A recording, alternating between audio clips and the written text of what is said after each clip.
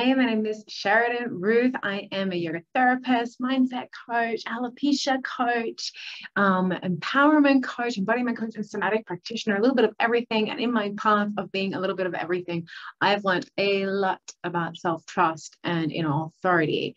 And I'm feeling really inspired right now to create this video and talk about the mistakes that we can make, the mistakes that I have made specifically when it comes to building self-trust, building confidence, and connecting with your inner authority, and some tips for how to connect with your inner authority. If you are new, welcome. If you are coming back, welcome back. And whoever you are, I would love to know that you're watching. Please put some little emojis below. Let me know that this is helpful for you, and like and subscribe. So deep breath. Inner authority. Connecting to your inner authority or cultivating self-trust, or even just feeling more confident in yourself in your decision-making process, is something that most of us at some point in our life really want. And when we're not connected with our inner authority, it can often, when we're not really feeling trust in that part of ourselves, it can often manifest as overthinking. So much overthinking, or kind of going around in loops, trying to pick the right thing. Maybe it looks like making a pros and cons list over and over again. Maybe it feels like you're consistently thinking about the future, or you find yourself swaying back and forth between different decisions, or maybe you commit to something, and then once you're committed, whatever this is, it could be a person, it could be a job, it could be a career, you feel like you don't really want to be there. You kind of want to pull it down, or you want to run away, or you get really anxious about it and what could happen or what might not happen. A lot of it feels like a lot of spinning in circles. And this can happen for an afternoon, it can happen for a couple of weeks, and it can happen for a couple of months. But it's actually a really natural thing to happen in the world that we live in today, and probably in the past as well. But I feel like today it's really heightened with social media and our phones and having everything quickly, and the comparison that we all fall into at some point, comparing our lives to somebody else's. So let's talk about it. Your inner authority is your higher self, your wise self, your true self. It's that part of you that feels really safe all the time and confident, and just really knows and feels grounded and trusting of the universe. It's your higher self. It's maybe the version of yourself that you aspire to be.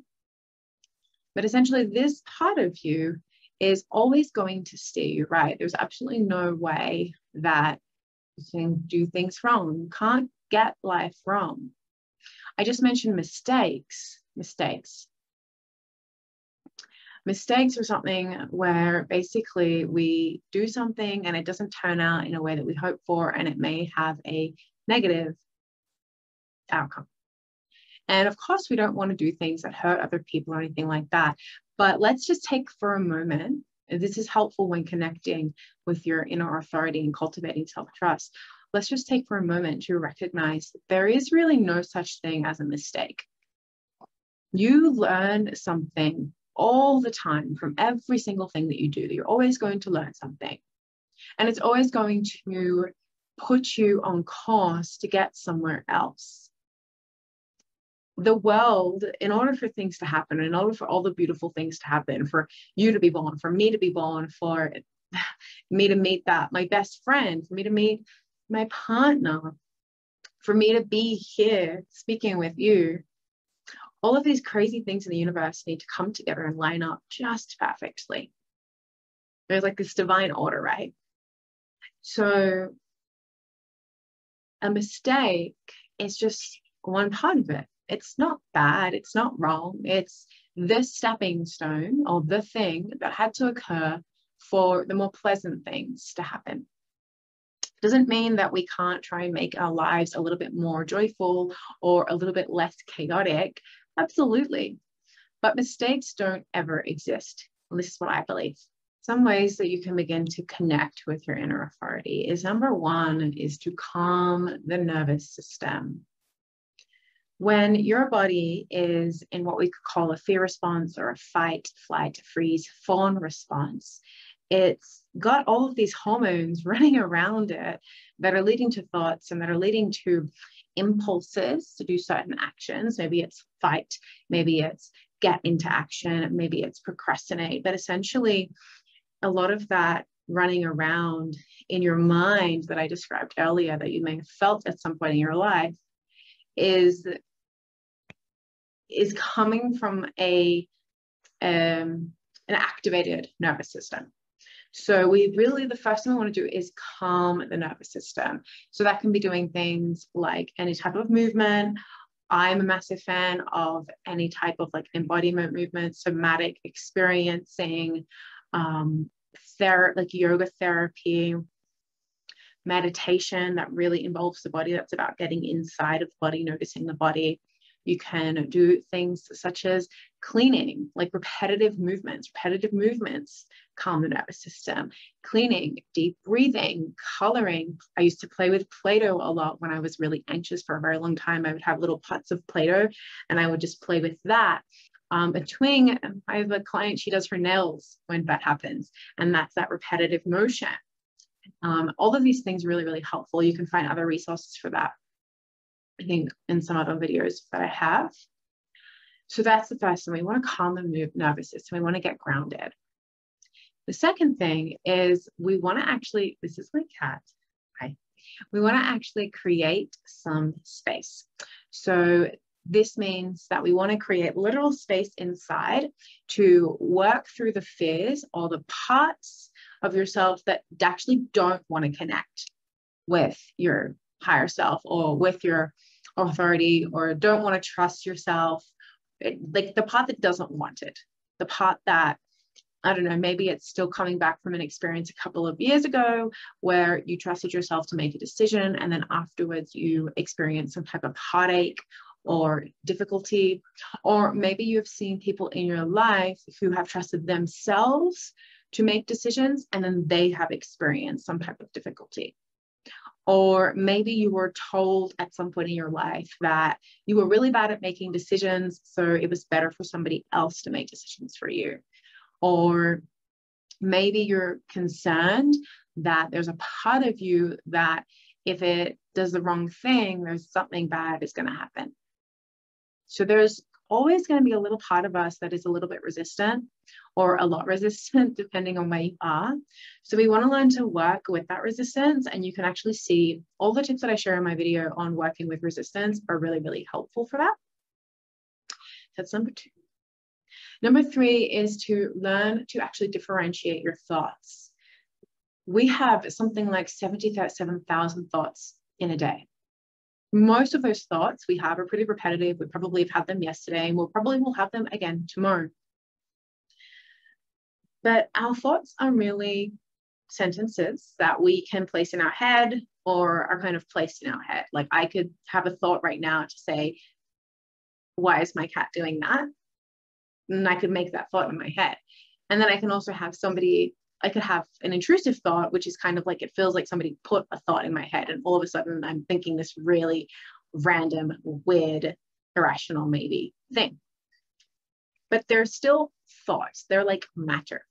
Think of them like clouds passing by. They're pretty neutral. They tend to feel positive or negative or scary or happy, depending on the meaning that we give to them, depending on the experience that we have around those specific thoughts. But there are a lot of them, and a lot of the time they don't actually mean what we think they mean. So we want to learn to differentiate those thoughts. So begin by observing and getting to know, creating some space between you and the thoughts, getting curious with the thoughts and just noticing, oh, this thought is coming from this emotion. This thought is leading to this emotion. This thought feels like it sounds a bit like my mom or my auntie. It's an internalized version of my coach. This thought comes from all of the stuff that I've seen on the internet about the way that things should be. just kind of getting curious with that. Learn to differentiate your thoughts. We go into this a lot inside of my coaching containers. It's probably one of the first things that we do in most coaching containers because it is so important. 1, 2, 3. Okay. 4, stop questioning and be okay with not knowing. It's actually really hard sometimes to accept that we don't have all of the answers. It brings up a lot of things around self-worth. If I don't know the answer, am I good enough? Am I smart enough? Am I strong enough? Am I worthy enough? Am I important enough? Am I valuable enough? If I don't know, does that mean that I'm safe? Is it okay to not know? It can bring up a lot of things, and it's also okay. You use your tools, you work through that, but practice just being okay with not knowing. When we are okay with not knowing, first of all, it's kind of maybe a little bit awkward, maybe not, but there's this space that's created, literal space. I don't know. And sometimes what happens is the answer comes up. If you just allow yourself to not know and really truly detach from the answer, ironically, sometimes an answer appears. And if you stop questioning everything and get comfortable not knowing, you may even be able to cultivate self-trust and say that, you know what, I don't know. I don't know if this is 100% the best idea. I don't know if this is going to get me to my goal. And I trust it's the right decision right now, because this is what my inner authority is telling me to do. I don't know, and I can trust. We can hold both of them at the same time. This is for 1, 2, 3. Oh, this is very inspired. Sorry, I don't have numbers. 1, 2, 3. 1, 2, 3. Oh, okay, this is number 5. Wow, I'm excited for this. Okay, number 5 is check in, like, how often do you look to other people before you make a decision or before you know how you feel about something? How often do you wait for your appointment with, I don't know, someone at work, maybe a friend, maybe even a therapist or a coach or your partner or your mom or your dad or your cousin? How often do you wait to see how they respond before you check in with yourself? How often do you look to other people to make the decision for you, to tell you what the right thing to do is? How often do you kind of resource what somebody else might do or might say in that scenario? How often do you think about, oh, well, maybe this is the right way because this is what I saw them do? How often do you outsource your own ability to know things? We all do it to different degrees, and it's time for you to stop. If you're watching this video, it's time for you to stop outsourcing. Sit with not knowing for a little bit longer. Sit with not knowing for a little bit longer. And if you absolutely need to share, invite them to not know with you and say, hey, I don't actually want your opinion right now. I want to share this because I want you to know that I'm in this process, but I'm not really looking for opinions right now. I just want to sit with not knowing for a little bit, and I'm going to figure it out. Allow yourself to not know and stop looking to other people. I want to take a second to talk about intuition versus fear. This is a question that I get a lot. How do I know it's my intuition or is it just fear? How do I know if I feel kind of a story inside? How do I know that that's fear talking or my intuition talking? How do I differentiate? Fear comes with a story, and it's pretty insistent, kind of pushing you to do something. Come to the story. It's kind of like, well, you better break up with him because he is XYZ and you are the other, or you better break up with him, or you guys you better do this right now and not wait until Saturday, because if you don't, then Stacey will, like, you see how there's a story? You better something, do something right now because there's a story. And it's, you can feel it. Like, it's a little bit, it kind of makes your body want to like, I guess so. Like, okay, you kind of feel like a push, even maybe like to get something done, to get into action, but it's not coming from a calm space. Whereas intuition is like a little knock on your door that's like, hey, wouldn't it be a great idea to go outside? That's it. It doesn't invent a story. Hey, you better go outside right now, because if not, it's going to rain. And then if it rains, then your shoes will get dirty. And what will that mean when you go to work? No, it's friendly, it's loving, and it's pretty soft, especially when you're at the beginning of connecting with it. It's, hey, wouldn't it be a great idea to go outside? That's it. It would be a great idea to do this. This would be a good idea. That's it. This is intuition versus fear. And the biggest tip that I could give you is practice trusting.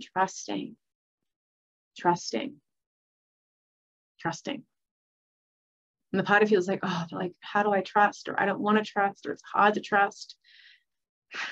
We have space for that as well.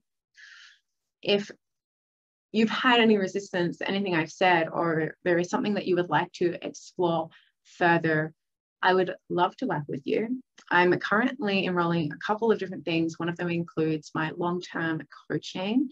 It's a 3-month package, and we go very deep into self-trust, confidence, empowered decision-making, inner authority, connection with self, deeper connection with self.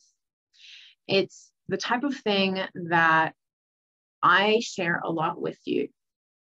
And I invite you to take what resonates and leave what doesn't, and carve your own path out. And I create a lot of space and give you a lot of empowerment to do exactly that. So you can really put things into action and come out the other side with an entire different way of being. Thank you for watching. I will see you in the next video.